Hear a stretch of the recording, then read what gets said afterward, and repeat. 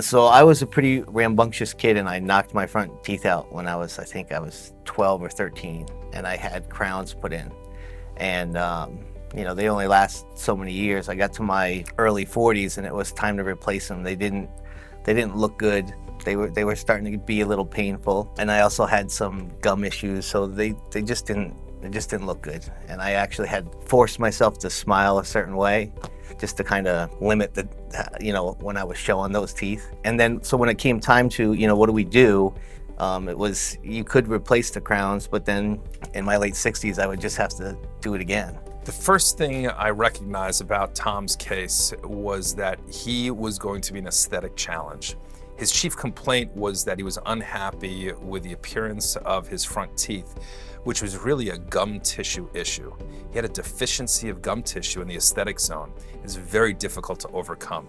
So we had to use very specific angled implants, a new style implant that overcame some of the challenges of Tom's anatomy. That, combined with some of our digital planning technology, we were able to position the implants in a way that the restorative result was outstanding.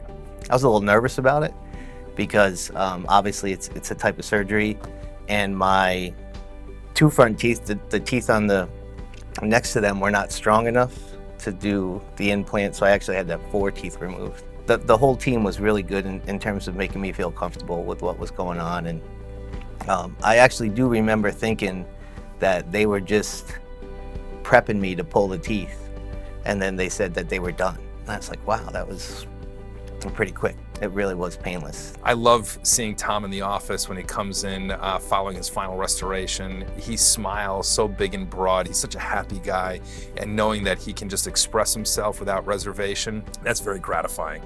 I love just being able to smile. I actually had to retrain myself to smile because, like I said, I had smiled a certain way to kind of cover up that my teeth weren't looking too great. In my work, you're definitely interacting with people a lot, so it's another level of confidence that you're just not worrying about your appearance. You're not worrying about it just kind of releases you into just being your normal self. It gives you a lot more confidence just to interact with people, knowing that your smile is looking pretty good.